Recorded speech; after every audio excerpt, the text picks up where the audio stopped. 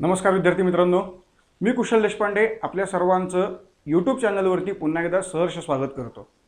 मित्रांनो, ग्रामसेवक ॲड आलेली आहे।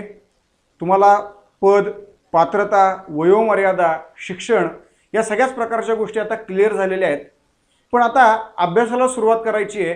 पण सिलेबसमध्ये नेमके कोणकोणते मुद्दे आहेत, त्या प्रत्येक मुद्द्यांना नेमकं किती मार्कांचं वेटेज आहे आणि त्याचा अभ्यास नेमका कशा पद्धतीने सुरू करायचा यामध्ये मात्र 100% गोंधळ आहे। तर मित्रांनो, हा जो तुमचा गोंधळ आहे तो गोंधळ दूर करणारा आपला हा व्हिडिओ आहे। मित्रांनो, 1669 ज्या जागा आहेत ग्रामसेवकाच्या त्यामधली 100% एक पोस्ट ही आपलीच आहे। याचसाठी आपल्याला हा व्हिडिओ बघायचा आहे। ती पोस्ट आपल्याला मिळावी यासाठी आपल्याला प्रत्येक घटक या प्रश्नपत्रिकेमधले समजून घ्यायचे आहेत आणि ते समजून सांगण्याचं काम मी तुम्हाला या व्हिडिओच्या माध्यमातून करणार आहे। त्यामुळे तुमचे साधारण 20-25 मिनिटं मला तुम्ही द्या। तुम्हाला नक्कीच ग्रामसेवकचा सिलेबस संपूर्णपणे क्लिअर होईल आणि त्यातनं तुमचा अभ्यास हा सोपा होईल। मित्रांनो, आपण ग्रामसेवक याची बॅच लॉन्च करत आहोत जी 2000 रुपयामध्ये असणार आहे आणि त्यामध्ये तुम्हाला काय काय मिळणार तर सगळ्या प्रकारचे तुम्हाला नोट्स मिळणार, ई बुक तुम्हाला मिळणार, तुम्हाला टेस्ट त्यामध्ये मिळणार, लाईव्ह प्लस काही प्रमाणात रेकॉर्डेड अशा पद्धतीचे लेक्चर्स हे तुम्हाला त्यामध्ये मिळणार। ते सर्व डिजिटल बोर्डवरती असणार आहेत आणि जी काही आपल्याकडे फॅकल्टी आहे ती मित्रांनो पूर्णपणे कंपल्सरी फॅकल्टी आहे आणि तीच फॅकल्टी त्याच विषयानुसार तुमच्या समोर येणार आहे। त्यामुळे मित्रांनो, आता कुठल्याही प्रकारे वेळ न घालवता आपण ॲक्च्युअल सिलेबसला आणि त्याच्या विश्लेषणाला आपण सुरुवात करूया। सो मित्रांनो बघा, ग्रामसेवकसाठी जे आपलं अभ्यासक्रमाचं विश्लेषण आहे ते आपल्याला यामध्ये बघायचं आहे। कारण अभ्यासक्रम आपल्या सर्वांना माहीत असतो, आपल्या सगळ्यांनी तो अभ्यासक्रम बघितलेला असतो, पण नेमकं त्यामध्ये काय आहे हे आपल्याला लवकर क्लिअर होत नाही। त्यामध्ये कोणत्या गोष्टींचा अभ्यास करायचा आहे हे आपल्याला लवकर क्लिअर होत नाही आणि तेच क्लिअर करण्याचं काम आपण यामध्ये करणार आहोत। सो बघा, पहिल्यांदा परीक्षा पद्धत, किती प्रश्न आणि किती मार्क आहेत तर आपल्याला माहिती आहे की साधारण ग्रामसेवक याच्यामध्ये आपल्याला 5 विषय दिलेले आहेत, ज्यामध्ये एक मराठी आहे, 2 इंग्रजी आहे, 3 सामान्य ज्ञान आहे, 4 बौद्धिक चाचणी आहे आणि 5 हा तांत्रिक म्हणजेच कुठला तर कृषी तांत्रिक या प्रकारचा विषय आहे। कृषी तांत्रिक किंवा ज्याला आपण थोडक्यात कृषी घटक असं देखील म्हणू शकतो। सो या पद्धतीचे हे विषय जे 5 विषय आहेत आणि या 5 विषयांमध्ये जर आपण बघितलं तर मित्रांनो हे 4 विषय, ज्या 4 विषयांना प्रत्येकी प्रश्नांची संख्या 15 आहे आणि त्याला मार्क गुणिले 2 म्हणजेच प्रत्येकी 30 आहेत। बघा लक्षात घ्या मित्रांनो, 4 विषय ज्यांना प्रत्येकी मार्क 15 आहेत आणि ज्याचे गुण प्रत्येक प्रश्नाला 2 म्हणजेच एकूण 30 अशा पद्धतीचे त्याचे मार्क आपल्याला बघायला मिळतात।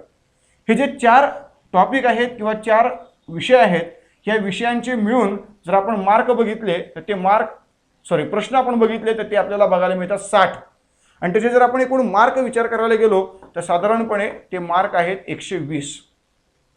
60 प्रश्न म्हणजेच 120 मार्क हे तुमचे 4 विषयांमध्ये कव्हर होतात। तेच 4 विषय तुम्हाला वेगवेगळ्या सरळ सेवा परीक्षांना बघायला मिळतात।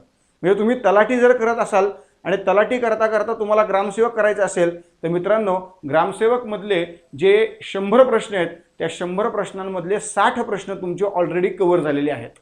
कारण जो तलाठीचा सिलेबस आहे तोच सेम सिलेबस हा ग्रामसेवकचा पण आहे, फक्त ग्रामसेवकमध्ये एक विषय ॲड होतो, तो विषय आहे कृषी तांत्रिक किंवा त्याला आपण थोडक्यात कृषी घटक असं देखील म्हणू शकतो। आणि याच विषयाला वेटेज मात्र मित्रांनो जास्त दिलेलं आहे, ते 40 मार्काचे म्हणजेच गुणिले 2 साधारणपणे 80। 40 प्रश्न आणि 80 मार्क हे वेटेज आपल्याला कृषी घटकाला बघायला मिळतं। म्हणून ज्याची कृषीवरती कमांड आहे त्याला ग्रामसेवक पोस्ट नक्की मिळणार आहे। म्हणून मित्रांनो एक लक्षात घ्या, या ठिकाणी जी कॉम्पिटिशन आपल्याला तलाठीमध्ये, जी कॉम्पिटिशन आपल्याला आरोग्य भरतीमध्ये, जी कॉम्पिटिशन आपल्याला पोलीस भरतीमध्ये, वेगवेगळ्या भरत्यांमध्ये बघायला मिळते, ती कॉम्पिटिशन ग्रामसेवकमध्ये मात्र नक्कीच कमी असणार आहे। ह्याचं आणखी एक कारण म्हणजे तुम्हाला 12वीला कंपल्सरी 60% पुढं मार्क पाहिजे आणि 60% पुढे जर मार्कांचा विचार केला तर आपल्याकडचे 50% मुलं तिथंच बाद होतात। त्यामुळे जे उर्वरित 50% आहेत ज्यांना 60%पेक्षा जास्त मार्क आहेत तर त्या मुलांसाठी ग्रामसेवक ही अत्यंत महत्त्वाची परीक्षा आहे। कारण ऑलरेडी कॉम्पिटिशन 50%नी कमी झालेली असते आणि त्यामुळे जो मुलगा 60%च्या वरचा आहे तोच मुलगा तुमच्याबरोबर परीक्षा देत असतो। आणि त्यातही ज्याच्याकडे कृषीचं ज्ञान जास्त आहे मित्रांनो, तो मुलगा यामध्ये यशस्वी होणार आहे. आता तुम्ही म्हणाल माझ्याकडे कृषीचं ज्ञान नाही आहे, तर टेन्शन घेऊ नका, त्यासाठी मी आहे. मी स्वतः BSc ॲग्रिकल्चर आहे. माझं कॉलेज ऑफ ॲग्रिकल्चर पुणे या ठिकाणी BSc ॲग्रिकल्चर झालेलं आहे. शिवाय मागचे 8 वर्ष मी हा विषय शिकवतो, यामुळे त्याचा बऱ्यापैकी प्रमाणात एक्सपिरियन्स माझ्याकडे आहे. त्यामुळे तुम्हाला सर्व प्रकारच्या गोष्टी रेडीमेड या माध्यमातून उपलब्ध होणार आहेत. तुमचा कृषीचा 100% अभ्यास कव्हर करून घेतला जाईल, ज्यामध्ये जे 80 मार्क आहेत त्या 80 मार्कांपैकी 100% तुम्हाला 75 मार्कांची हमी ही यामधनं मिळणार आहे. मी तुम्हाला 80 पैकी 80 मार्कांची हमी कधीच देणार नाहीये, कारण शेवटी एखादा दुसरा प्रश्न आपला इकडे तिकडे होतो, एखादा दुसरा प्रश्न अवघड असतो, कधीतरी तो प्रश्न कट होतो, कॅन्सल होतो. या कारणामुळे आपल्याला हमी देताना साधारणपणे अशी हमी द्यायची आहे की जी हमी आपण पूर्ण करू शकतो. म्हणायला काय, मी 80 आत्ताही म्हणू शकतो, सिंपल आहे. आणि 80 जर मी म्हणलं तर समजा आपण म्हणलं आपल्याकडे 5-6 हजार मुलांनी व्हिडिओ बघितला, तर 5-6 हजार मधल्या 2-3 मुलांना तर 80 मार्क पडू शकतात.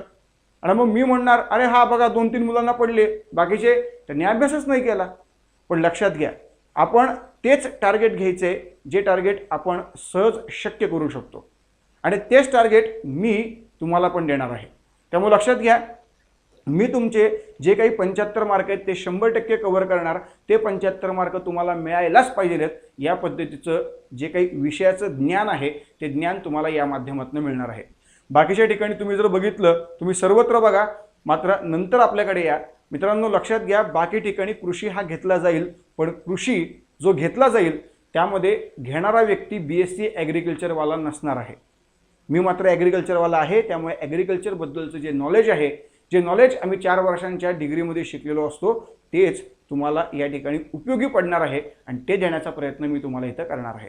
सो मित्रांनो, या पद्धतीने ग्रामसेवक एकूण विषय 5, त्याचप्रमाणे एकूण प्रश्न 100 आणि एकूण गुण हे 200, आणि यामध्ये सगळ्यात मोठा विषय कृषी घटक किंवा तांत्रिक. आता याच विषयांचं थोडक्यात आपण विश्लेषण बघूया. यामध्ये सगळ्यात पहिला विषय आहे मराठी. मराठीमध्ये काय आहे तर 3 महत्त्वाच्या गोष्टी असतात. एक तर मराठी भाषा, त्यानंतर मराठीचं व्याकरण आणि मराठीमधले शब्दसंग्रह. बरोबर आहे. यामधली ही गोष्ट आणि ही गोष्ट, या 2 गोष्टी ज्या आहेत त्या पूर्णपणे पाठांतराच्या गोष्टी असतात. हे आपल्याला प्रत्येकाला माहिती आहे. काय आहे पाठांतर? हा आपण अभ्यास प्रत्येकजण करतो आणि त्यामध्ये पाठांतर हे सगळ्यात जास्त असतं. पण व्याकरण हे मात्र पूर्णपणे संकल्पनात्मक आहे, आणि संकल्पनात्मक असल्यामुळे हे तुम्हाला काय करावं लागतं, हे तुम्हाला पूर्णपणे समजून घ्यावं लागतं. त्यामुळे ही गोष्ट समजून घ्यायची आहे, पण ही मात्र पूर्णपणे पाठांतराची आहे. अशा प्रकारे मराठीचं व्याकरण, तुम्ही तलाठीची परीक्षा द्या, हेच व्याकरण आहे, हेच मराठीचे 3 टॉपिक आहेत. तुम्ही ग्रामसेवक व्हा, हेच आहे. तुम्ही पोलीस भरती व्हा, हेच आहे. तुम्ही कोणत्याही प्रकारची सरळ सेवा परीक्षा करा, तुम्हाला मराठीचा सिलेबस, मराठीचा अभ्यासक्रम सेम आहे. त्यामुळे हा अभ्यासक्रम जर तुम्ही पूर्ण केला तर तुम्ही वेगवेगळ्या प्रकारच्या सरळ सेवा परीक्षा देऊ शकता. ठीक आहे. त्यानंतर इंग्रजी. आता इंग्रजीमध्ये देखील काय तेच आहे व्याकरण. ज्या पद्धतीने मराठीचं व्याकरण आहे त्याच पद्धतीने भाषा, व्याकरण आणि शब्दसंग्रह फक्त या ठिकाणी इंग्रजीचे असणार आहेत. त्यामुळे इथं देखील मित्रांनो एक लक्षात घ्या, तुम्ही जर अभ्यास केला तर TCS आणि IBPS, TCS आणि काय IBPS या पॅटर्ननुसार ज्या परीक्षा होतात त्या सर्व प्रकारच्या परीक्षा तुम्ही देऊ शकता. कारण इंग्रजी सर्व प्रकारच्या या परीक्षांसाठी उपलब्ध आहे. सर्व प्रकारच्या परीक्षांमध्ये हा विषय इन्क्लूड आहे आणि त्या विषयाचा अभ्यासक्रम हाच आहे. ह्याच्यापेक्षा वेगळा कुठलाही अभ्यासक्रम नाही आहे मित्रांनो. त्यामुळे जर हा अभ्यासक्रम तुम्ही पूर्ण केला तर TCS आणि IBPS या पॅटर्नच्या सर्व प्रकारच्या परीक्षा तुम्ही या माध्यमातून देऊ शकता. आपल्याला माहितीच आहे आपले ग्रामसेवक जे आहे ते IBPS या पॅटर्ननुसार आपल्याकडे वर्क करते. ओके. सो ग्रामसेवक ही कुठल्यानुसार तर IBPS नुसार आहे. आणि समजा आपण TCS म्हणलं तर त्याच्यासाठी काय आहे तर तलाठी. सो तलाठी परीक्षा TCS कंडक्ट करते आणि ग्रामसेवक कोण कंडक्ट करतं तर IBPS कंडक्ट करत असते. त्यानंतर पुढचं बघा सामान्य ज्ञान. पुन्हा एकदा बघा लक्षात घ्या मित्रांनो, आपल्याकडच्या सर्व प्रकारच्या सरळ सेवा परीक्षा, सर्व प्रकारच्या, सो याच्या काही सर्व प्रकारच्या सरळ सेवा परीक्षा आहेत मित्रांनो. या सरळ सेवा परीक्षांसाठी पोलीस भरती असू दे, ग्रामसेवक असू दे, तलाठी असू दे, जिल्हा परिषद असू दे, महानगरपालिका असू दे, सर्व प्रकारच्या वनरक्षक जरी असली तरी पण या प्रत्येक परीक्षांमध्ये सामान्य ज्ञान, या सामान्य ज्ञानाच्या या गोष्टी आपल्याला शिकणं गरजेचं आहे, ज्यामध्ये पंचायत राज आहे, समाज सुधारक आहे, भूगोल आहे, राज्यघटना आहे, इतिहास आहे, विज्ञान आहे, अर्थशास्त्र आहे आणि चालू घडामोडी आहे. ठीक आहे. त्यामुळे पुन्हा एकदा बघा, मराठी 15 मार्कांना आहे, इंग्रजी 15 मार्कांना आहे आणि सामान्य ज्ञान हे देखील 15. म्हणजे थोडक्यात मार्क म्हणण्यापेक्षा असं म्हणूया आपण प्रश्न, म्हणजेच हे 15 प्रश्न, हे 15 प्रश्न आणि हे 15 प्रश्न. आता 15 15 15 किती झाले 45. 45 गुणिले 2 म्हणजे किती झाले 90. सो 90 मार्कांसाठी हे 3 विषय आपल्याला बघायला मिळतात. त्यानंतर पुढचा एक महत्त्वाचा विषय जो सर्वत्र कॉमन असतो तो म्हणजे बौद्धिक चाचणी. ओके, सर्वत्र कॉमन असणारा. यामध्ये देखील पुन्हा एकदा सर्व प्रकारच्या सरळ सेवा परीक्षा, या परीक्षांमध्ये आपल्याला हा जो काही अभ्यासक्रम आहे बौद्धिक चाचणीचा तो बघायला मिळतो, ज्यामध्ये अंकगणित आहे आणि दुसरी गोष्ट काय आहे तर बुद्धिमत्ता किंवा बुद्धिमापन आहे. आता अंकगणित म्हणजे आपल्याला माहितीच असतं की बेरीज, वजाबाकी, भागाकार, गुणाकार, वर्गमूळ वगैरे वगैरे वगैरे, व्याज, चक्रव्याढ व्याज, सरळ व्याज वगैरे असे जे काही गोष्टी असतात ह्या गोष्टी सगळ्या अंकगणितामध्ये असतात.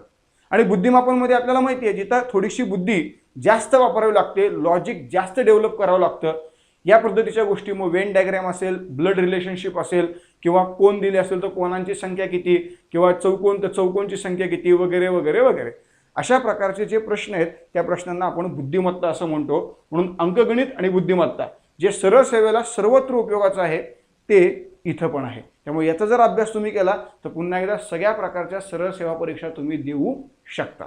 ओके.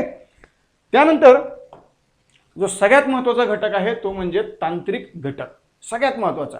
आता मित्रांनो, ग्रामसेवकमध्ये ज्याला सगळ्यात जास्त वेटेज आहे, ज्याला 120 मार्क आहेत, किती मार्क आहेत 120 मार्क, म्हणजे थोडक्यात नाही 120 नाही, आपण काय म्हणूया याला किती मार्क आहेत, साधारण 80 मार्क आहेत, साधारण 40 प्रश्न आहेत, बरोबर ना.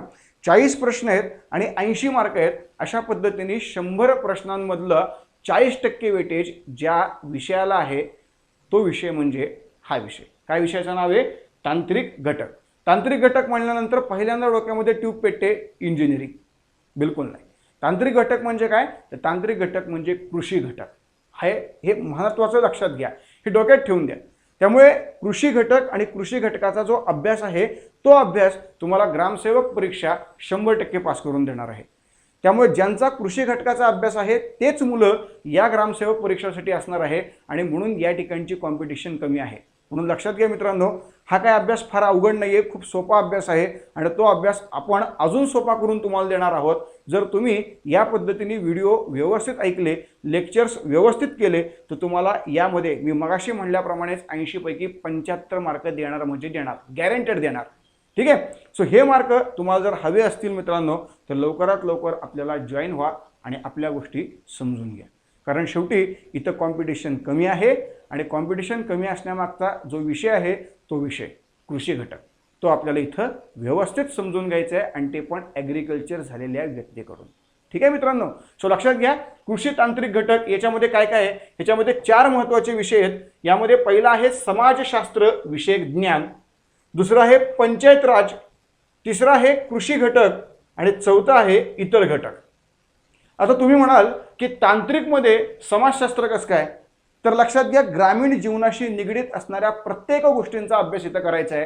कारण उद्या तुम्ही ग्रामसेवक म्हणून ज्यावेळेला काम करणार आहात त्यावेळेला तुमचं कामाचं केंद्र हे ग्रामीण भाग आहे. त्यामुळे ग्रामीण भाग हा कसा आहे, त्या ठिकाणचं समाज जीवन कसं आहे, त्या ठिकाणचं समाजशास्त्र कसं आहे, याचा अभ्यास हा तुम्हाला क्लिअर असणं गरजेचं आहे. आणि तो क्लिअर अभ्यास असण्यासाठीच हे 4ही महत्त्वाचे घटक तुम्हाला या तांत्रिकमध्ये दिलेले आहेत. यामध्ये एक समाजशास्त्र विषयक ज्ञान, दुसरं पंचायत राज. आता जे पंचायत राज आहे ते सुद्धा पुन्हा एकदा तुम्हाला ग्रामीण भागाशी निगडीत असंच असणार आहे. ग्रामीण भाग, आता ग्रामीण भाग पंचायत राज म्हणजे जिल्हा परिषद, ग्रामीण भाग पंचायत राज म्हणजेच पंचायत समिती आणि ग्रामपंचायत. त्यामुळे जिल्हा परिषद, पंचायत समिती आणि ग्रामपंचायत याचा एकत्रित पूर्ण अभ्यास हा तुम्हाला या पंचायत राज व्यवस्थेमध्ये करायचा आहे. त्यानंतर प्रॉपर कृषीसाठी असणारा कृषी घटक आणि जे इतर सर्व प्रकारचे लहान मोठे घटक आहेत ते घटक यामध्ये इतर घटकांमध्ये, ज्यामध्ये वेगवेगळ्या प्रकारचे आहेत म्हणून त्याला आपण इतर घटक असं नाव दिलेलं आहे. सो लक्षात घ्या, आपल्याकडे तांत्रिकमध्ये हे 4 हे 4 काय बघायला मिळतात आपल्याला, तर 4 महत्त्वाचे मुद्दे बघायला मिळतात आणि त्याच्या आधारावरती आपल्याला अभ्यास करायचा आहे. सो बघा, यातला पहिला जर आपण बघितला तर समाजशास्त्र विषयक ज्ञान. आता आपल्याला माहिती आहे की तांत्रिक हा जो काही तांत्रिक नावाचा घटक आहे, या घटकामध्ये एकूण जे मार्क आहेत ते मार्क किती आहेत, 80 आहेत. प्रश्न आहेत 40, त्याचप्रमाणे मार्क किती आहेत, 80 आहेत. त्यामुळे लक्षात घ्या, प्रश्न 40 त्याचप्रमाणे मार्क किती, मार्क 80. आता जर आपण बघितलं तर समाजशास्त्र यामध्ये अपेक्षित जे प्रश्न आहेत, अपेक्षित प्रश्न किती आहेत, अपेक्षित प्रश्न तर ते प्रश्न आहेत 5. म्हणजेच बघा की जे तांत्रिकमध्ये 40 प्रश्न आहेत त्या 40 पैकी इथं किती आहेत, 5. किती पैकी, 40 पैकी. सो 40 प्रश्नांपैकी तांत्रिकचे जे एकूण 40 प्रश्न आहेत त्या 40 प्रश्नांपैकी 5 प्रश्न हे कशावर अवलंबून आहेत, तर पूर्णपणे समाजशास्त्र विषयक ज्ञान. त्यामध्ये समाज मानसशास्त्र येतं, समुदाय संस्था येतात, समाज सुधारक येतात आणि सामाजिक समस्या आणि सामाजिक कार्य येतं. बघा, समाज आणि त्या समाजामध्ये असणारा मनुष्य. त्यामुळे बघा आपल्याला इथे येऊन अभ्यास काय करायचा आहे, इथे येऊन आपल्याला अभ्यास करायचा आहे तो समाजातला जो सगळ्यात शेवटचा भाग आहे, जो ग्रामीण भाग आहे, त्या ग्रामीण भागाला प्रकर्षाने त्या ठिकाणी असणारा जो व्यक्ती आहे त्या व्यक्तीचा अभ्यास, त्या व्यक्तीचे प्रॉब्लेम, त्या व्यक्तीसाठी कार्य करणाऱ्या संस्था, त्या व्यक्तीच्या वेगवेगळ्या प्रकारच्या जे काही आपण काय म्हणू त्याला समस्या असतील त्या समस्या किंवा त्याचे वेगवेगळ्या प्रकारचे उपाययोजना याचा एकत्रित अभ्यास आपल्याला करायचा आहे. बरं, या उपाययोजनांमध्ये सगळ्यात मोठं काम ज्यांनी केलं ते आपले समाज सुधारक, कारण समाजाला सुधारण्याची पण आवश्यकता असते, ते काम करणारे समाज सुधारक यांचाही एकत्रित अभ्यास कशामध्ये करायचा आहे आपल्याला, तर यामध्ये करायचा आहे. सो लक्षात घ्या, एकूण 40 तांत्रिकचे जे प्रश्न आहेत त्यापैकी 5 प्रश्न कशावरती आहेत, तर ते समाजशास्त्र या विषयावरती आपल्याला बघायला मिळतात. त्यानंतर पंचायत राज. आता पंचायत राज अत्यंत महत्त्वाचा विषय आहे. मी मगाशीच म्हणल्याप्रमाणे पंचायत राजमध्ये तुम्हाला काय काय शिकायचे, तुम्हाला शिकायची झेडपी, तुम्हाला शिकायची पंचायत समिती, त्याचप्रमाणे तुम्हाला शिकायचं काय, तर ग्रामपंचायत. ओके, आता बघा मित्रांनो, ह्या 3 गोष्टी काय आहेत, कारण झेडपी ही ग्रामीण भागासाठी काम करते, बरोबर आहे, पंचायत समिती ही पण ग्रामीण भागासाठी काम करते आणि ग्रामपंचायत ही देखील कोणासाठी काम करते, तर ग्रामीण भागासाठी. आणि ग्रामसेवक हा ग्रामीण भागातच काम करणार आहे, म्हणून ग्रामसेवकाला ग्रामीण भागातला कामाचा अंदाज, कामाची सवय आणि कामाचा ॲक्च्युअल क्रम काय असतो हे अभ्यासामध्ये समजावं यासाठी त्याला हा अभ्यास सांगितलेला असतो. लक्षात घ्या मित्रांनो, पंचायत राज यामध्ये तुम्हाला साधारण 5 प्रश्न असतात. कितीपैकी, 40 पैकी. ओके, म्हणजेच लक्षात घ्या मित्रांनो, मगाशी म्हणल्याप्रमाणे तांत्रिक घटकामध्ये एकूण 40 प्रश्न, या 40 प्रश्नांपैकी 5 प्रश्न हे समाजशास्त्र किंवा सामाजिक संस्था याबाबत, त्याचप्रमाणे 5 प्रश्न हे पंचायत राज याबाबत. सो किती झाले, एकूण 10 प्रश्न संपले. आता उरले फक्त 30 प्रश्न. किती उरले, 30 प्रश्न. मग आता बघा, जो पुढचा सगळ्यात महत्त्वाचा घटक आहे, तत्पूर्वी बघा मित्रांनो, ग्रामसेवक भरती, या भरतीसाठी आपण जे काही ऑनलाईन लाईव्ह आणि रेकॉर्डेड अशा स्वरूपाचे लेक्चर्स तुम्हाला अवेलेबल करून देणार आहोत. त्यासाठी आपल्याकडे हे सर्वजण आपले शिक्षक आहेत. हे शिक्षक तेच विषय घेणार आहेत जे आपण या ठिकाणी सांगणार आहोत. यामध्ये कुठल्याही प्रकारचा बदल होणार नाहीये, म्हणजे आज या शिक्षकांनी तो घेतलाय, उद्या त्या शिक्षकांनी तो घेतलाय, असं बिलकुल होणार नाहीये. सगळे शिक्षक वेल सेटल किंवा काय म्हणू आपण त्याला, ज्यांना सगळ्यात जास्त अनुभव आहे अशा पद्धतीचे हे सगळे शिक्षक आहेत. त्या शिक्षकांना यातलं नॉलेज चांगलं आहे आणि यांनी देखील अशा पद्धतीच्या परीक्षा मागच्या अनेक वर्षांमध्ये दिलेल्या आहेत. त्याच परीक्षांच्या आधारावरती, त्याच अनुभवाच्या आधारावरती हे तुमच्या समोर येत आहेत किंवा यांना मी तुमच्या समोर घेऊन येत आहे. बघा मित्रांनो, यामध्ये सगळ्यात पहिला अर्थात मी आहे, कारण माझा विषय जास्त आहे, त्यामुळे कुशल कृषी घटक, त्यानंतर मराठी चौरे सर आहेत, पदम सर आहेत सामान्य ज्ञान, मोनाली मॅडम आहेत बुद्धिमत्ता, त्यानंतर गणेश सर आहेत इंग्रजी, आणि मराठीमध्ये जे PYQ आहेत, शिवाय संभाव्य अतिसंभाव्य अशा प्रकारचे जे प्रश्न आहेत, तर या प्रश्नांमधले एक्सपर्ट फॅकल्टी म्हणून कोण, तर आशिष सर. अशा पद्धतीने प्रत्येक विषयातले एक्सपर्ट फॅकल्टी हे तुम्हाला आपण उपलब्ध करून देणार आहोत प्रत्येक विषयासाठी. एक व्यक्ती एक विषय या पद्धतीने चालणारे आपण लोक आहोत, ज्या कारणामुळे फायदा असा होतो की एक व्यक्ती एका विषयावरती सर्वोत्तम काम करतो आणि ते सर्वोत्तम काम तुम्हाला उपयोगी पडतं. सो ह्या पद्धतीने मित्रांनो आपले शिक्षक वृंद, सगळ्यात मेन गोष्ट म्हणजे आपला कृषी घटक. आता बघा, कृषी घटकामध्ये थोडासा व्हिडिओ आपला लेंदी होईल, पण मित्रांनो लक्षात घ्या, आता हा खूप महत्त्वाचा मुद्दा आहे, कारण कृषी घटकामध्ये काय काय येतं हे आपल्याला कळलं पाहिजे आणि ते कळण्यासाठी हा व्हिडिओ आहे. सो लक्षात घ्या, कृषी घटक यामध्ये सगळ्यात पहिली गोष्ट म्हणजे कृषीचे मूलतत्व.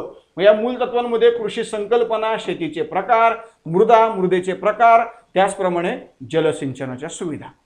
बघा, मला जर समजा शेती करायची आहे तर शेतीसाठी मूळ गोष्टी काय काय लागतात, तर त्या सर्व गोष्टींचा अभ्यास यामध्ये आपल्याला करायचा आहे. म्हणजे मृदा लागते, बरं मृदा नुसती असून चालत नाही, पाणी लागतं म्हणून जलसिंचन पाहिजे. त्याचप्रमाणे शेतीचे वेगवेगळे प्रकार ते माहिती आपल्याला पाहिजे. त्याचप्रमाणे कृषी ही संकल्पना नेमकी काय आहे, ती कशा पद्धतीने इंट्रोड्यूस झाली, याचा अभ्यास हा आपल्याला याच्यामध्ये करायचा आहे. त्यानंतर बघा, पीक उत्पादन तंत्रज्ञान. आता बघा, एकदा का मृदा कळाली की त्या मृदेवर आधारित तुम्हाला त्या ठिकाणचं पीक हे महत्त्वाचं असतं. समजा आता मी म्हणलं महाराष्ट्रामध्ये आपल्याकडे काळी मृदा आहे, तर काळी मृदा म्हटल्यानंतर सगळ्यात महत्त्वाचं पीक कोणतं, तर आपल्या पहिल्यांदा तोंडामध्ये उत्तर येतं काय, तर कापूस. बरोबर आहे. मग हा जो काही कापूस आहे त्या कापसाबद्दलची माहिती, मग ते कापूस, ते पीक तंत्रज्ञान, मग त्या पिकामध्ये काय डेव्हलपमेंट आहे का, वेगवेगळ्या प्रकारच्या सुधारित व्हरायटी जाती आहेत का, त्याच्या उत्पादनासाठी, त्याच्या उत्पादन वाढीसाठी आपण काय काय प्रयत्न करतो, कोणकोणत्या प्रकारचं तंत्रज्ञान वापरतो, याचा अभ्यास यामध्ये आपल्याला करायचा आहे. मग तंत्रज्ञान म्हणलं की आधुनिक शेती येणार आहे. त्याचप्रमाणे वेगवेगळ्या प्रकारचे जे पिकं आहेत, आता कापूस आहे, ज्वारी आहे, ऊस आहे, अशा पद्धतीचे वेगवेगळे पिकं आणि त्या पिकांची माहिती, मग त्या पिकांना लागणारी जमीन, त्या पिकांना लागणारं हवामान, त्या पिकांना लागणारा पाऊस, त्या पिकांना लागणारं पाणी, त्या पिकांना लागणारे खतं, सर्व प्रकारची माहिती ही आपल्याला याच्यामध्ये शिकायची असते. शिवाय आपल्याकडे जे काही महत्त्वाचे 4 विद्यापीठ आहेत, कृषी विद्यापीठं, त्या विद्यापीठांनी तयार केलेल्या वेगवेगळ्या व्हरायटी, या व्हरायटी देखील शिकणं गरजेचं असतं. कारण या व्हरायटी जर आपण परफेक्ट शिकलो तर मित्रांनो आपल्याला नक्कीच सर्व प्रकारचे जे काही आपले पिकं आहेत आणि पिकांचं प्रकार आहेत त्या गोष्टी क्लिअर होतील. त्याचप्रमाणे फळांचं उत्पादन आणि सगळ्यात महत्त्वाचा मुद्दा सेंद्रिय शेती. आपल्याला माहिती आहे की नॉर्मल शेतीमधनं आपण एखादं उत्पादन काढलं तर त्या उत्पादनाला मिळणारी व्हॅल्यू ही सेंद्रिय शेतीतल्या उत्पादनापेक्षा नक्कीच कमी असते, खूपच कमी असते, खूपच म्हणजे खूपच कमी असते. म्हणजे साधी सोपी गोष्ट आहे मित्रांनो, समजा आपण एक्झाम्पल घेतलं पालक. समजा पालकाची गड्डी जर आपल्याला नॉर्मल शेतीमधनं एक 10 रुपये, 15 रुपये, 20 रुपयाला मिळत असेल, तर नक्कीच ती सेंद्रिय शेतीमधनं मात्र आपल्याला अगदी 40 रुपये, 50 रुपये, 60 रुपयापर्यंत विकली जाते. कारण ती सेंद्रिय असते, ज्याच्यामध्ये कुठल्याही प्रकारचे रासायनिक खतांचा वापर केलेला नसतो. मग अशा पद्धतीने ती शेती म्हणजे नेमकं काय, तर त्या शेतीचा अभ्यास हा आपल्याला याच्यामध्ये करायचा असतो. कारण ते पीक उत्पादनाचं तंत्रज्ञान आहे. ओके, पीक उत्पादनाचं तंत्रज्ञान म्हणून ते आपल्याला शिकणं गरजेचं आहे. पुढचं बघा, पीक संरक्षण. आता मी पीक घेतोय पण त्या पिकावरती वेगवेगळ्या प्रकारचे रोग आहेत, किडे आहेत. का आहेत, कारण आपल्याकडे पूर्णपणे आपली जी शेती आपण करतो ती ओपन करतो आणि ओपन शेती केल्यामुळे हवामानातल्या बदलामुळे वेगवेगळ्या प्रकारचे किडे, वेगवेगळ्या प्रकारचे रोग हे या पिकांवर पडतात आणि मग त्या पिकांचं रक्षण, मग पिकांवरचे वेगवेगळे रोग, सर्व प्रकारचे पिकं, त्या पिकांवरचे रोग आणि त्या रोगांच्या बंधनासाठी किंवा त्या रोगांवरती उपाययोजना नेमकी काय, मग त्यासाठी वेगवेगळ्या प्रकारच्या उपाययोजना. मग यामध्ये तणनाशक असतील, म्हणजे इन्सेक्टिसाइड्स असतील, पेस्टिसाइड्स असतील, किंवा वेगवेगळ्या प्रकारच्या मिश्रणांची पावडर असतील, किंवा काही प्रमाणामध्ये आपण त्याला सेंद्रिय पद्धतीने म्हणजेच आपलं गोमूत्र असतं किंवा शेण असतं, या पद्धतीने देखील काही प्रमाणात उपाययोजना करतो. मग त्या उपाययोजना कोणत्या, या गोष्टींचा अभ्यास हा आपल्याला यामध्ये म्हणजेच पीक संरक्षणामध्ये करायचा असतो. पर्यावरणीय बदल एकदम निवांत आहे मित्रांनो. आता तापमान वाढ, आपल्याला प्रत्येकाला माहिती आहे तापमान वाढ काय होते आपल्याकडे सध्याच्या काळामध्ये. तर वरच्या भागामध्ये ओझोनचा लेअर आहे आणि खाली ज्या वेळेला आपल्याकडे जे काही सूर्याचे किरण येते ते सूर्याचे किरण आल्यानंतर प्रॉब्लेम असा होतो की आपल्याकडे सूर्याचे किरण येतं, मग सूर्याचे किरण आल्यानंतर प्रचंड प्रमाणामध्ये आपल्याकडच्या पृष्ठभागाला धडकून ती उष्णता वर जाते. पण वर जाताना प्रॉब्लेम काय होतो की आपल्याकडे काही वेळेला ती त्या ओझोनच्या बाहेर जात नाही, ती ओझोनच्या आतपर्यंत किंवा आतमध्ये स्थिरावते आणि मग ती त्या वातावरणामध्ये मोठ्या प्रमाणामध्ये काय होते, विभाजित होते. मग वातावरणात विभाजित झाल्यामुळे तिथलं तापमान वाढतं आणि त्यालाच आपण काय नाव देतो, तापमान वाढ.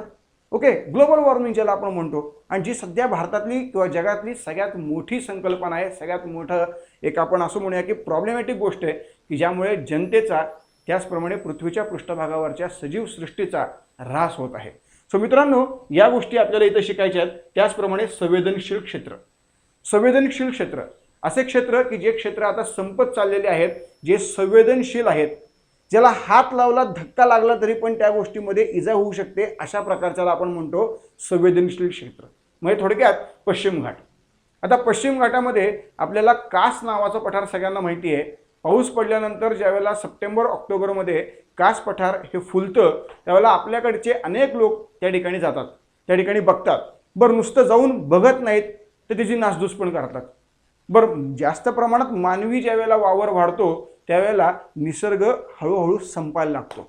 मित्रांनो, मग यामुळे काय होतंय, या कारणामुळे असे जे क्षेत्र आहेत हे संवेदनशील क्षेत्र बनले गेले आणि मग याच्या संरक्षणासाठी सरकारकडनं मोठमोठ्या प्रमाणात उपाययोजना ह्या करायला सुरुवात झालेली आहे. सो मित्रांनो, अशा प्रकारच्या गोष्टी पर्यावरणीय बदल किंवा आता बघा मित्रांनो, आपल्याकडे इरिशालवाडी ही दुर्घटना झाली. कशामुळे झाली? ह्याच पर्यावरणीय बदलामुळे झाली. पश्चिम घाट संवर्धन यासाठी आपल्याकडे अनेकांनी अनेक प्रयत्न केले, अनेकांनी अनेक रिपोर्ट तयार केले, तरी पण आपण त्यावरती जास्त काळजीपूर्वक लक्ष देत नाही, त्यावरती लक्ष घालत नाही आणि म्हणून मग प्रॉब्लेम काय येतो आपल्याकडे. तर अशा प्रकारचे पर्यावरणीय बदलांना आणि त्या बदलांपासून होणारे जे काही वेगवेगळ्या प्रकारचे आपल्या मानवी जीवनावरचे परिणाम आहेत त्या परिणामांना आपल्याला सामोरं जावं लागत आहे. याचाच एक अभ्यास याच्यामध्ये आपल्याला करायचा आहे. त्यानंतर सहकार पतपुरवठा, कृषी आणि कृषी उत्पादन या गोष्टींसाठी प्रत्येक वेळेला शेतकऱ्याकडे पैसा असतो असं नसतं. त्यामुळे त्या शेतकऱ्याला पैशांची आवश्यकता राहते आणि मग तो जो पैसा आहे तो पैसा घेण्यासाठी तो प्रत्येक वेळेला काही बँकेकडे जाऊ शकत नाही. बरं, ग्रामीण भागामध्ये ज्यावेळेला तो शेतकरी काम करतो त्यावेळेला ग्रामीण भागामध्ये एवढ्या मोठ्या मोठ्या बँका असतीलच याची गॅरंटी नाही, शाश्वती नाही, किंबहुना त्या नाहीच आहेत असं म्हणलं तरी हरकत नाही.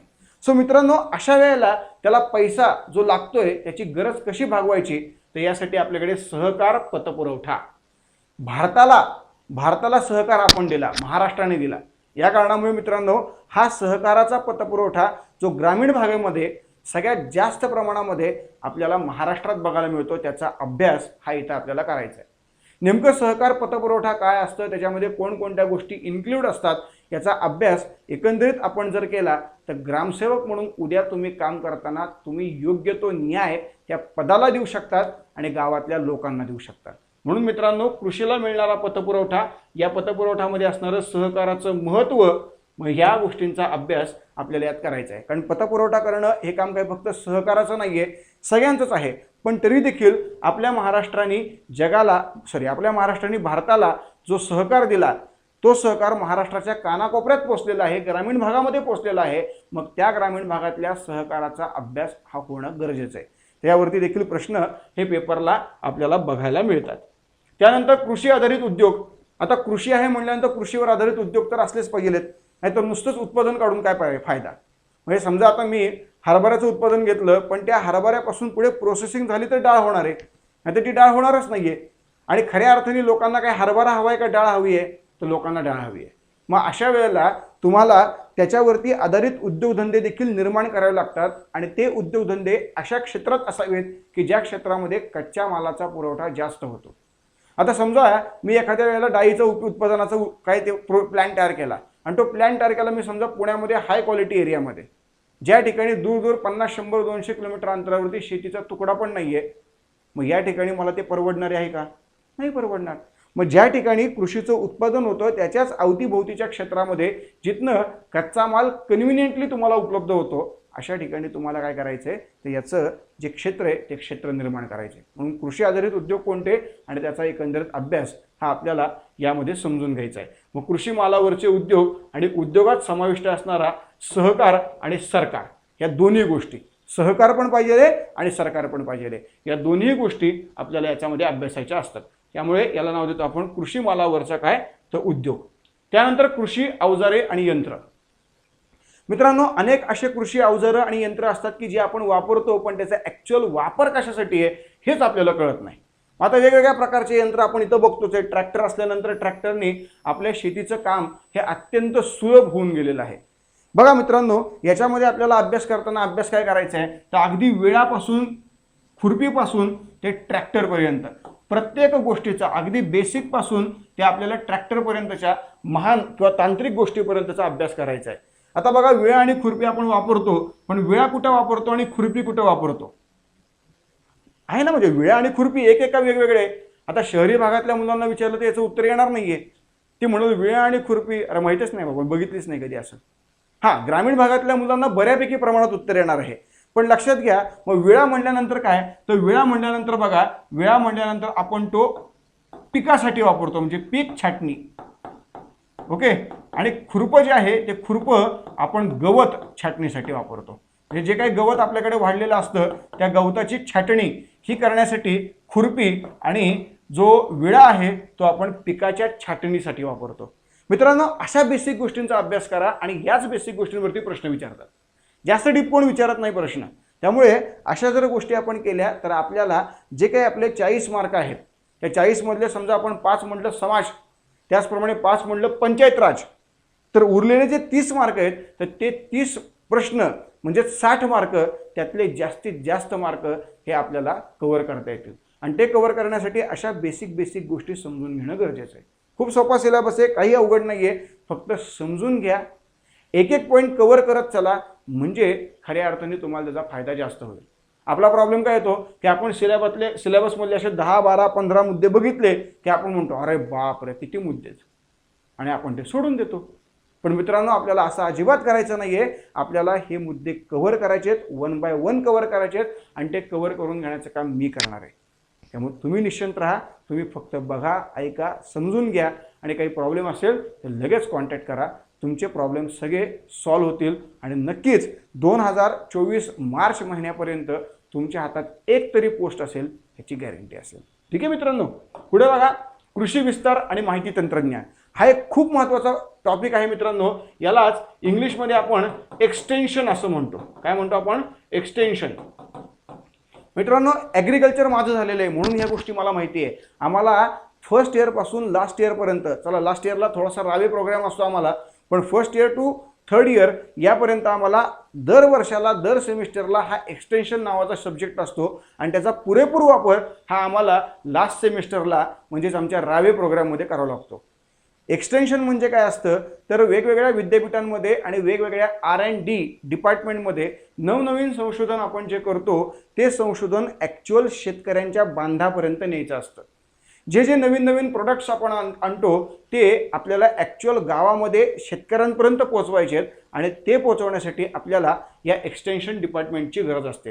म्हणून लक्षात घ्या, कृषीचा विकास करण्यासाठी आधुनिक तंत्रज्ञान सरकार शेतकऱ्यांपर्यंत पोहोचवणं हे काम या कृषी विस्तार म्हणजेच एक्सटेन्शन या डिपार्टमेंटचं असतं. कृषी विस्तार म्हटल्यानंतर आपल्या डोक्यात काय होतं? कृषी विस्तार, कृषीचा विस्तार, अजिबात नाही. कृषी विस्तार म्हणजे काय तर आपल्याकडे नवीन तंत्रज्ञान हे डायरेक्ट शेतकऱ्यांपर्यंत पोहोचवणं, आणि मग हे पोहोचवण्यासाठी आपल्याकडचे ॲग्रिकल्चर फील्ड ऑफिसर हे काम करतात. आपल्याकडचे ग्रामसेवक हे देखील बऱ्यापैकी प्रमाणात काम करतात. मित्रांनो, या गोष्टी उद्या तुम्हाला करायच्या आहेत, पण जर या गोष्टी तुम्हाला करायच्या असतील तर त्या गोष्टी नेमक्या काय आहेत हे समजून घेणं हे या ठिकाणचं आपलं काम असणार आहे. त्यानंतरची सिंचन पद्धत आपल्याला प्रत्येकालाच माहिती आहे. आपण सिंचन जे काही देतो त्यामध्ये पहिल्यांदा पाट, म्हणजे ते गाणं आपण ऐकलं, पाटाचं पाणी, नाही का? सो हे जे पाटाचं पाणी आहे हे पाटाने पाणी आपण देतो, त्यामुळे ते तर आपल्याला सगळ्यांनाच माहीत असतं. त्यानंतर आपल्याला तुषार सिंचन हेही माहिती आहे, ठिबक सिंचन हेही माहिती आहे. मित्रांनो, मग अशाच पद्धतीचा अभ्यास सिंचनामध्ये आपल्याला करायचा आहे, आणि मग त्याचं प्रमाण कुठल्या भागात जास्त आहे, कुठल्या भागात कमी आहे, याचं प्रमाण जास्त असल्यामुळे काय प्रॉब्लेम आहेत, याचं प्रमाण जास्त असल्यामुळे नेमकं आपल्याला किती फायदा आहे, अशा सगळ्याच अँगलने याचा आपल्याला अभ्यास करायचा आहे. मला मित्रांनो बघा, तुषार सिंचन आणि ठिबक सिंचन मग जे अगदी ते तंत्रज्ञान आपण कुठल्या देशाकडनं आणलं, कधी आणलं, त्यासाठी नेमकी काय सिच्युएशन झाली होती, इथपासूनचा आपल्याला अभ्यास करायचा आहे. इथपासूनचा ते आज महाराष्ट्रात, भारतामध्ये आपल्याकडं नक्की किती प्रमाणामध्ये ठिबक आहे, किती प्रमाणात तुषार आहे, इथपर्यंत हा सगळा अभ्यास आपल्याला कशामध्ये करायचा आहे तर आपल्या या कृषी घटकामध्ये करायचा आहे. आणि त्यानंतर सगळ्यात महत्त्वाचा मुद्दा, सगळ्यात तो म्हणजे कृषी क्रांती. कृषी घटकातला एक अत्यंत महत्त्वाचा मुद्दा कृषी क्रांती. मित्रांनो, आपण बघितलेले की वेगवेगळ्या गोष्टींमध्ये उत्पादन वाढवण्यासाठी आपल्याला क्रांत्या कराव्या लागल्या. मग शेतीतलं हरित क्रांती, बरोबर ना, टोमॅटो क्रांती असेल म्हणजे लाल क्रांती असेल, मांसची क्रांती असेल, चंदेरी क्रांती असेल, दूध क्रांती असेल म्हणजे धवल क्रांती असेल. वेगवेगळ्या प्रकारच्या प्रॉडक्ट्समध्ये म्हणजेच ॲग्रिकल्चर अँड ॲग्रिकल्चर अलाइड अशा प्रॉडक्ट्समध्ये उत्पादन वाढीसाठी आपण क्रांती केल्या, या सगळ्या प्रकारच्या क्रांत्या यामध्ये आपल्याला काय करायच्या आहेत तर अभ्यासायच्या आहेत. कृषी आणि जोड व्यवसायातील उत्पादन वाढीसाठी केलेल्या क्रांत्या, त्या क्रांत्यांचा अभ्यास हा आपल्याला याच्यामध्ये करणं गरजेचं आहे. मित्रांनो, याच जिल्हा परिषद भरतीतल्या ग्रामसेवकमध्ये जे काही IBPS पॅटर्न आहे त्याच IBPS पॅटर्ननुसार आपण 20 टेस्ट केलेले आहेत, ज्यामध्ये ॲक्च्युअल पॅटर्ननुसार 10 टेस्ट आणि प्रत्येक विषयाच्या सेपरेट अशा 10 टेस्ट आपण केलेल्या आहेत, ज्याची फी नाममात्र 300 रुपये असणार आहे. सो मित्रांनो, जर तुम्ही यामध्ये इंटरेस्टेड असाल तर देखील आपल्या खालच्या नंबरवरती कॉन्टॅक्ट करा, जेणेकरून तुम्हाला या गोष्टीचा फायदा करून घेता येईल. सो या पद्धतीने मित्रांनो आपल्याकडे हे सर्व प्रकारचे ग्रामसेवकाचे विषय आणि त्या विषयाचं अभ्यासक्रम, त्या अभ्यासक्रमाचं विश्लेषण समोर असेल तर आपण 1 बाय 1 तो टॉपिक कव्हर करतो. कारण नुसतंच कृषी तत्व, कृषी मूलतत्व असं म्हणलं तर त्यात काय रे बाबा हेच कळत नाही. मग त्यामध्ये ॲक्च्युअल मृदा आहे, त्यामध्ये सिंचन आहे, त्यात कृषीचे प्रकार आहे, कृषी संकल्पना आहे, हे क्लिअर झालं की त्या मुद्द्यांच्या आधारावरती आपण काय करतो तर आपला अभ्यास कव्हर करतो. मित्रांनो, यामध्ये जाता जाता फक्त एकच महत्त्वाची तुम्हाला गोष्ट सांगायची की सोमवारपासून आपण रोज संध्याकाळी लाईव्ह येणार आहोत, साधारणपणे 7 वाजता, की ज्या लाईव्हमध्ये आपण काय करणार आहोत तर आपण एक टॉपिक घेणार, म्हणजे कृषीचं जे काय आहे त्या कृषीमधला एक टॉपिक घेणार आणि त्या टॉपिकवरती त्याच दरम्यान आपण काही PYQ आणि काही अतिसंभाव्य अशा प्रकारचे प्रश्न बघणार आहोत. त्यामुळे त्या टॉपिकची थोडक्यात रिव्हिजन, त्यानंतर PYQ आणि अतिसंभाव्य प्रश्न, जेणेकरून तो टॉपिक हा आपला त्याच लेक्चरमध्ये पूर्णपणे कव्हर झालेला असेल. अशा पद्धतीचा प्रयत्न आपण सोमवारपासून करणार आहोत लाईव्ह सेशनच्या माध्यमातून. बाकी लाईव्ह प्लस रेकॉर्डेड अशा स्वरूपाची बॅच ही तुमच्या समोर असेलच. शिवाय मित्रांनो, एवढे सगळे टॉपिक आपण बघितले म्हणून एक मुद्दा, आपल्याला असं वाटतं की अरे एवढे सगळे टॉपिक मी कधी कव्हर करणार, यासाठी सचिन तेंडुलकर नक्की लक्षात ठेवा मित्रांनो. त्यांनी जगामधला असा एकही रेकॉर्ड नाही आहे की जो रेकॉर्ड त्याच्या नावावरती नाही आहे. प्रत्येक ठिकाणी त्याचं नाव आपल्याला बघायला मिळतं, म्हणून त्यांना आपण गॉड असं म्हणतो, क्रिकेट गॉड असं आपण त्याला म्हणतो, क्रिकेटचा देव असं आपण त्याला म्हणतो. त्यांना आपण भारतरत्न हा देखील सर्वोच्च नागरी पुरस्कारांनी सन्मानित केलेला आहे. यांना एकदा एका पत्रकाराने विचारलं की अरे सचिन, तू एवढे रन केले, एवढ्या 50 मारल्या, एवढे 100 मारले, कसं शक्य झालं? तू काय मैदानामध्ये त्यांना विचार करतो का आज मला 100 करायची, आज मला 50 करायची किंवा आज मला 200 करायची आहे? काय करतो रे बाबा तू सचिन? तेव्हा सचिननी सांगितलं, सचिन म्हणाले काय तर म्हणाले, मी ज्यावेळेस मैदानावरती येतो त्यावेळेस माझ्या मनामध्ये एकच महत्त्वाचा मुद्दा असतो की आज मला 10 रन करायचे, 10च रन करायचे हा मुद्दा असतो. त्यामुळे माझ्यावरती दडपण बिलकुल येत नाही, मी 10 रन करतो. 10 रन केले की मग मी पुन्हा ठरवतो की मला अजून 10 रन करायचे, मी 10 रन करतो. मग परत अजून 10 रन, परत अजून 10 रन. 90 मध्ये पण असताना मी 10च रन करण्याचा प्रयत्न करतो आणि 190 मध्ये पण असताना मी 10च रन करण्याचा प्रयत्न करतो. मी असा विचार करत नाही की अरे आता 99 वरती आता 1 रन केला की 100. नाही, मी 10 रन करतो, मग माझे 100 पूर्ण होतात. सांगण्याचा मुद्दा असा आहे मित्रांनो की टॉपिक खूप आहेत, पण तरी देखील आपण जर एक टॉपिक घेतला आणि तो एक टॉपिक कव्हर करत गेलो तर 10 10 10 10 10 असे 10 वेळा केले तर तुमचे 100 होणार आहेत. हे लक्षात घ्या. यातनं जे समजायचे ते अर्थपूर्ण समजून घ्या, फायदा नक्कीच तुम्हाला होईल. बाकी तुम्हा सर्व लोकांना, सर्व भावी कृषी अधिकाऱ्यांना धन्यवाद.